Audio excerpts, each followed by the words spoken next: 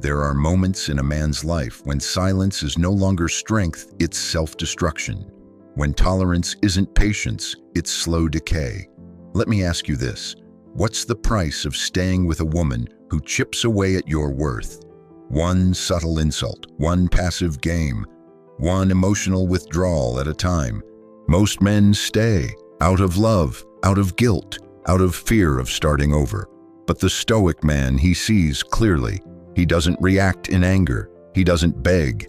He simply walks away when a woman crosses certain lines, because there are behaviors disguised as just how she is that slowly break a man's mind, poison his spirit, and strip him of his purpose. And if you're not careful, you'll confuse dysfunction for passion control, for closeness, and chaos for chemistry. Today, you'll learn the non-negotiable red flags Stoic men watch for, the quiet signs that tell you, this woman is not for you. Not because she's evil, but because staying with her means betraying yourself. So if you've ever felt the slow ache of being unseen, disrespected, or emotionally drained, this is your wake-up call. Let's begin with the first subtle behavior that tells a Stoic man it's time to leave. Number 1, she weaponizes her emotions. She doesn't cry to connect, she cries to control. At first, you think it's vulnerability. She sheds tears in arguments. She raises her voice when things don't go her way. She shuts down, disappears, or breaks into pieces whenever she's held accountable. And you, being the man of empathy, of strength of calm, you respond. You comfort, you apologize, you bend. Because you think you're being the better man, but you're not. You're being played, because this isn't true emotion. This is emotional manipulation disguised as vulnerability. She's not expressing feelings to get closer. She's using feelings to control.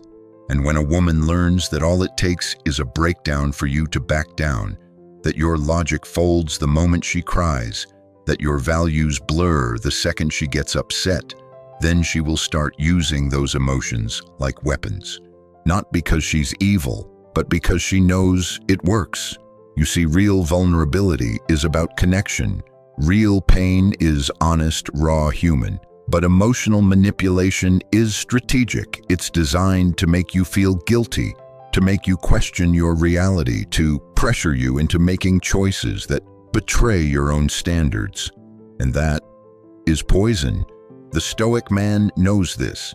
He doesn't hate emotion. He doesn't shut it down, but he discerns always.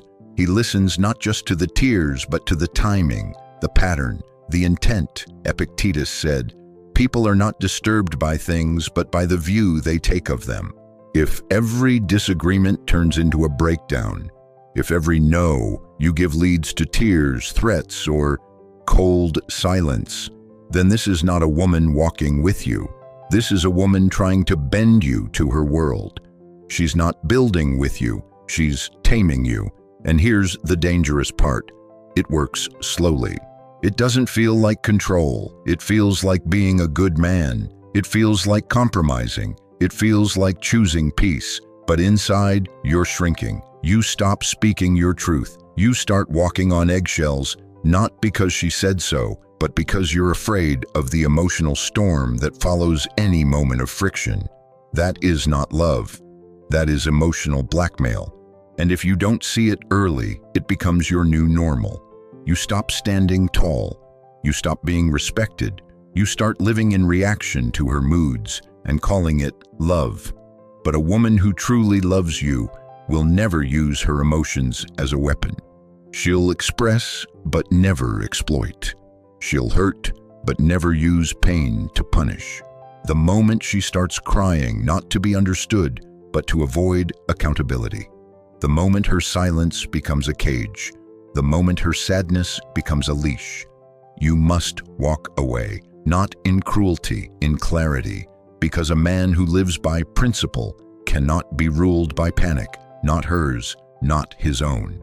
A woman's emotions are hers to feel, not yours to carry, manage, or be blamed for. She is allowed to feel. but you are allowed to leave when her feelings become a tool to break you. And if she weaponizes those emotions again and again, it's not a relationship, it's a war zone. Leave it, stand up, reclaim your ground. Because the man who remains calm in the storm must also know when the storm isn't weather, but warfare. Number 2, she publicly disrespects you. If she mocks or criticizes you in front of others, she's not just testing, she's degrading you. It begins with small things: a joke at your expense in front of her friends, a sarcastic tone when you offer a solution, a story she tells not to celebrate you, but to embarrass you while everyone laughs and you smile through it, pretending it's nothing. But deep inside, you feel the sting, and what you're feeling is real.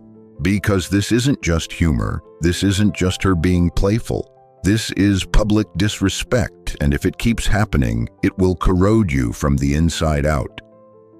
When a woman laughs at you to entertain others, when she questions your masculinity in front of strangers, when she rolls her eyes at you when you speak, she is not expressing herself.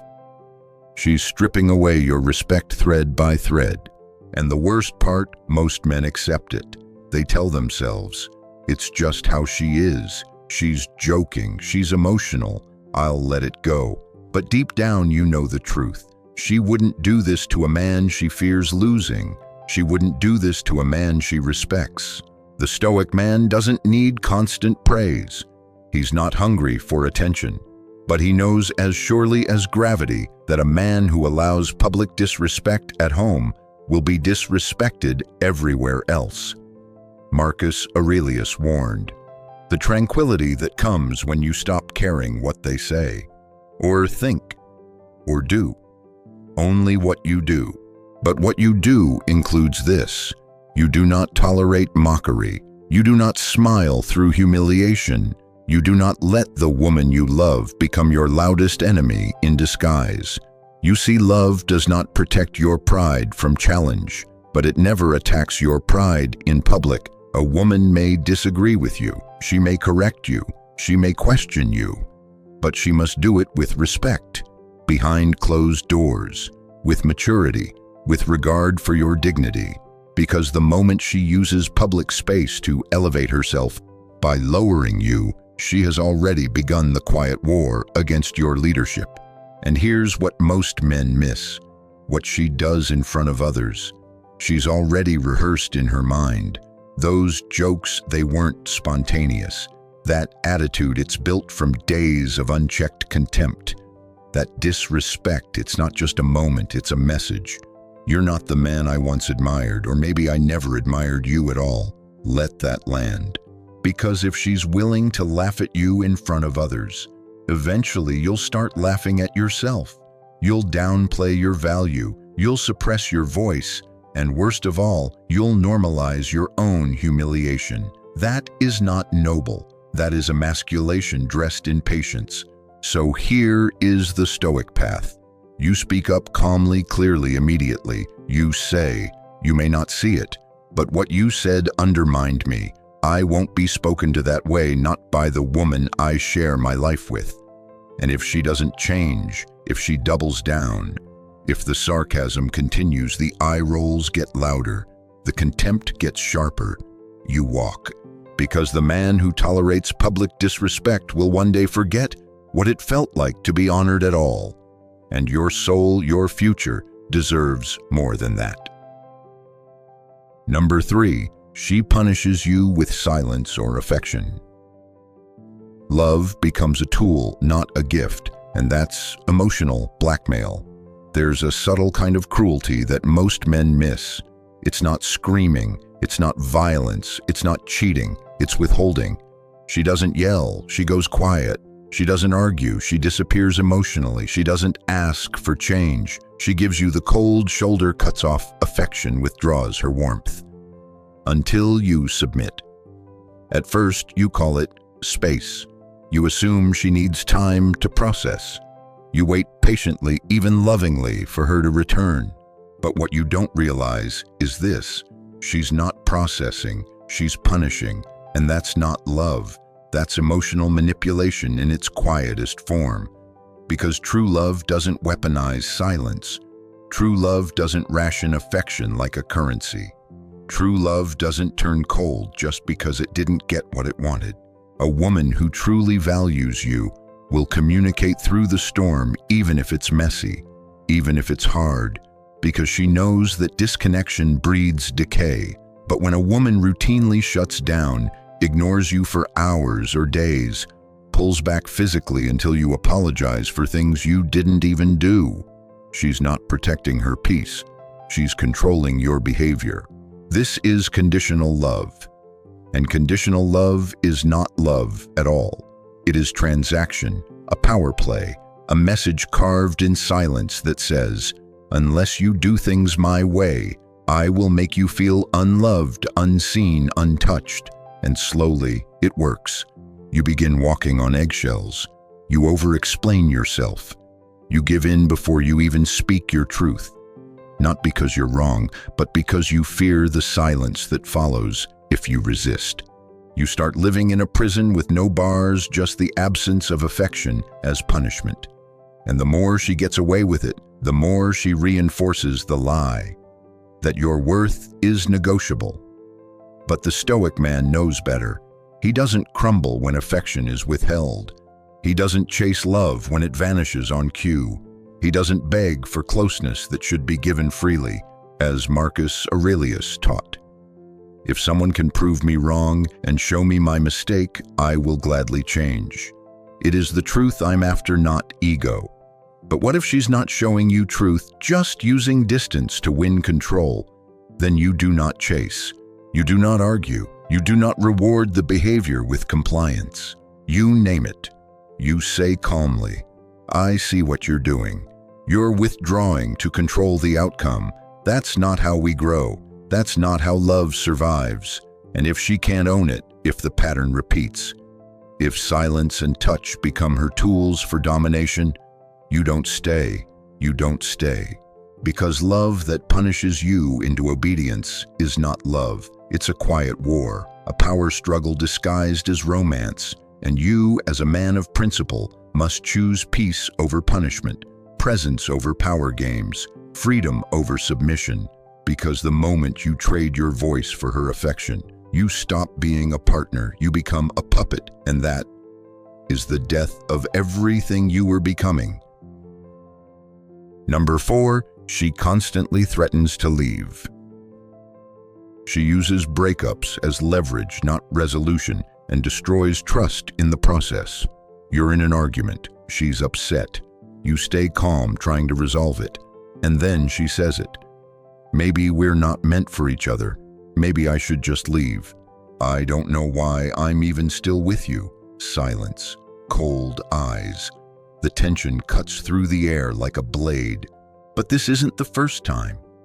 She says it whenever things don't go her way, whenever you hold your ground, whenever you don't bend to her emotion or validate her point of view. And over time, it starts to work. You become afraid to speak, afraid to disagree, afraid to be you, because each moment of resistance is met with the threat of abandonment. This is not love. This is psychological warfare. Because when a woman constantly threatens to leave, she's not trying to solve anything. She's trying to control everything. She's testing your emotional tolerance. She's trying to see how far she can push before you panic. And when you do, when you beg, explain, or chase, you teach her that your deepest fear is losing her. And that fear gives her power. The Stoic man doesn't play that game. He doesn't cling to relationships based on instability. He doesn't fear endings because he knows that what is meant for him will not require emotional terrorism to keep it alive. Epictetus once said, "It is not things themselves that disturb us, but our opinions about them." So let's change your opinion about these threats. They're not signs of her passion. They're not cries for help. They are emotional ultimatums meant to shift power, to keep you on edge, to force your submission through fear of abandonment. And here's the paradox. The more you fear her leaving, the more likely she is to keep threatening it. Because now she knows you don't stand on principle, you stand on her permission. And that's not strength, that's spiritual dependence. When love is real, disagreements don't end in threats. They end in truth, in clarity, in mutual growth. But when she uses leaving you as a weapon, you must show her something no man before you ever had the courage to say. If you need to leave, go. But I will never be held hostage by someone who cannot hold space for discomfort. Say it not with anger. Say it with certainty, because the minute you stop fearing the exit door, you regain your center. You reclaim your self-respect. You rise from being the man who begs to being the man who walks with dignity when the line is crossed. She may not expect it. She may be shocked. But deep down, part of her will respect you more than ever before, because now you're not just her emotional cushion, you're a man with unshakable values. And that kind of man, he never stays where love is used like a dangling chain, tightened and loosened with every storm. You either build with him or you lose him permanently. Number 5, she competes, not compliments. She wants to dominate, not support, and turns love into a battlefield. Masculine and feminine energies are not at war by nature. They were designed to complement, not to clash.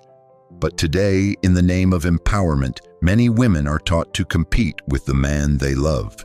And if you're not awake to it, you'll mistake competition for strength and lose yourself, trying to prove you're not threatened. But the Stoic man, he sees through the noise. Because when a woman must one-up you, match you, interrupt your direction, undermine your authority, not occasionally, but constantly, she's not being your equal. She's trying to be your superior. And no man, no matter how grounded, can thrive long in a relationship where leadership is a war zone. Here's how it often looks.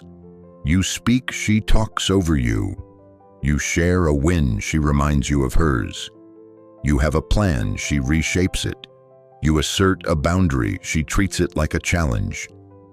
In her world, everything is a tug of war. Every moment is a test of dominance. And slowly you become a man who second guesses himself, not because you're unsure, but because you're tired of fighting. She confuses support with submission. She believes that yielding means losing. And so she fights not with fists, but with micro-rejections of your masculine role. And the tragedy, most men either cave and become passive, or overcompensate and become controlling. Both are traps. But the Stoic man doesn't play her game. He understands this truth. Where competition begins, connection ends. A woman who competes with her man is not ready to love a man, because love requires reverence, not rivalry. You are not her opponent, you are her mirror. And if she cannot honor your strength, she cannot receive your love. As Marcus Aurelius reminds us, waste no more time arguing what a good man should be. Be one. So be one, but do it with standards. Call out the pattern, name the behavior, say it clearly. This isn't a debate. This is us trying to build something. If every word is a challenge, if every idea becomes a battlefield, then we're not growing, we're competing. And if she can't soften, if she always needs to win to prove to dominate, then leave. Not out of anger, but out of respect for the man you've become and for the peace you're building. Because in a relationship of constant competition, there are no winners. Only two people slowly losing the reason they came together. And the woman who can't see that is not your enemy, but she's certainly not your teammate. Number 6. She destroys your focus or purpose. If her chaos pulls you away from growth, she's not your partner, she's your anchor. A man without purpose is a man drifting, and a man who allows his purpose to be interrupted by emotion chaos or instability from his partner isn't just drifting, he's drowning. You started with vision. You had goals, discipline, structure. You woke early, trained hard, built your life with intention. Then came the distraction, sweet, emotional, magnetic. At first you called it connection. You thought love was supposed to absorb your time, your mind, your soul. But day by day, you traded your purpose for presence in her emotional drama. A missed workout here, a skipped deadline there, a ruined week because of one of her storms. You told yourself, she needs me right now. It'll settle down soon. I just have to be more patient. But it didn't settle because it was never going to. This isn't a woman going through a rough patch. This is a woman whose identity thrives in emotional turbulence. And the more stable you are, the more she subconsciously tries to pull you into her orbit, not to build with you, but to make you orbit her moods. And this is the trap. She doesn't hate your purpose, she just doesn't want it to outrank her. Your mission threatens her control. Your solitude makes her insecure. Your peace reminds her she can't shake you, and that unnerves her. So she creates chaos, not always loud, sometimes subtle. She forgets your boundaries. She accidentally plans over your focus hours. She picks fights before important days. She craves attention the moment you get into deep work. And the more you respond, the more you sacrifice your soul on the altar of temporary harmony. But the Stoic man is not reactive. He doesn't abandon mission for emotion. He doesn't compromise the eternal to pacify the momentary. Epictetus wrote, "Attach yourself to what is best as a sailor to a star. You may fail to reach it, but you will steer by it. Your purpose is your North Star. And any relationship that dims that light is not a relationship, it's a detour.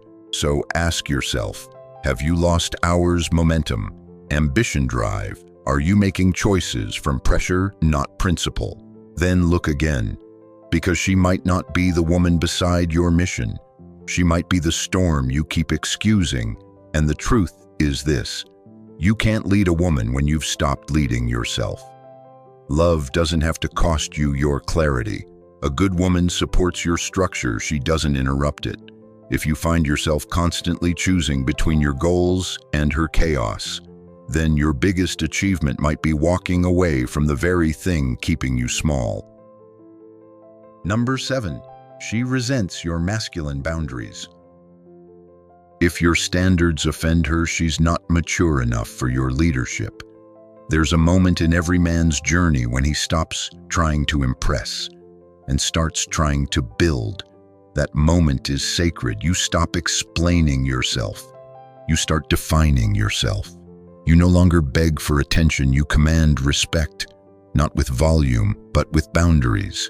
And that's when the test begins, because not every woman can handle a man with edges. Some will love your strength until it refuses to bend to their insecurity. Some will adore your leadership until it requires them to grow. And some will resent your boundaries the moment they realize they can't cross them. Watch closely. She asks for your time, you set limits. She violates your standard, you call it out. She flirts with disrespect, you walk away. And suddenly you're controlling, you're cold, you're toxic, not because you're any of those things, but because you had the audacity to say, "This is who I am, and this is what I don't allow." Understand this. When a woman resents your boundaries, she's revealing her relationship with authority and with accountability. If she grew up thinking love means limitlessness, then your standards feel like rejection. If she thinks validation is owed, then your discernment feels like judgment. But the Stoic man doesn't flinch. He doesn't raise his voice. He doesn't shame. He doesn't chase harmony at the expense of his own clarity. He holds, he watches, and he lets her show herself, because her reaction to your boundary is the truth. Not what she posts, not what she says when she's happy, not what she promises in intimacy, but how she responds when you calmly say no. And if no triggers outrage, if your standards become a battlefield, if your strength becomes something she must dismantle, test, or redefine, then she is not ready. Not for love, not for partnership, not for you. Marcus Aurelius said, The object of life is not to be on the side of the majority, but to escape finding oneself in the ranks of the insane. And in today's world where men are taught to apologize for their masculinity, where women are taught that submission is weakness, where chaos is disguised as passion, a calm, grounded, firm man becomes the most dangerous man alive. Because he cannot be guilted. He cannot be moved by tears alone. He loves deeply, but never at the cost of himself. So let your boundaries reveal her. Let her discomfort speak volumes. Let her reaction be the filter, not your fear. And if she chooses distance over growth, if she walks away rather than rise to meet you, let her go. Because the man who knows where he stands never begs anyone to stand beside him. Number 8. She plays the victim when she's the problem. Accountability is absent and blame is her favorite weapon. It begins with a misunderstanding. You bring something up calmly, directly, respectfully. You say, "This hurt, this crossed a line, this needs to change." But instead of reflection, you get deflection. She cries. She shuts down. She spins the story suddenly. You're the one being unfair. Suddenly she is the one who feels unsafe. Suddenly you're walking away from the conversation, wondering how you became the villain, just for setting a boundary. This is not miscommunication. This is emotional manipulation through victimhood.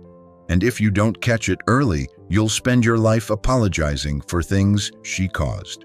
This kind of woman never says, "You're right, I messed up. I didn't handle that well." Because in her world, accountability equals inferiority. And she'd rather play weak than own her impact. You'll notice it when she cries when confronted. She blames her past for present patterns. She turns every issue into a reminder of how hard her life has been. She flips the script so every wound you reveal becomes a reason to console her. And you, the stoic man, at first, you try to be strong, to hold space, to protect her softness. But strength without discernment becomes a trap. Because the moment you start mistaking her victimhood for vulnerability, you begin surrendering to emotional blackmail disguised as fragility. You lower your standards. You walk on eggshells. You become afraid of hurting her feelings, even when the truth needs to be said.